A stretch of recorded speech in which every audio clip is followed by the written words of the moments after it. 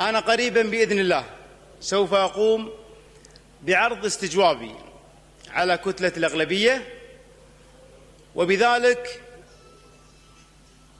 أنقلها من عنقي إلى عنق إخواني في الأغلبية.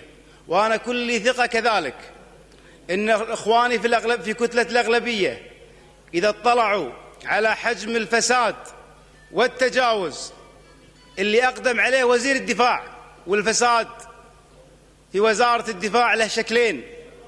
الشكل الأول كان في حكومات سابقة، نعم، ولكن الوزير مساءل إذا لم يصلح هذا الخلل.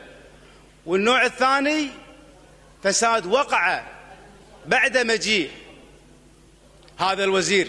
أنا كل ثقة بدعم إخواني في الأغلبية للاستجواب بعد اطلاعهم على محاوره اللي راح أثبت لهم فيها الإدانة الواضحة للوزير.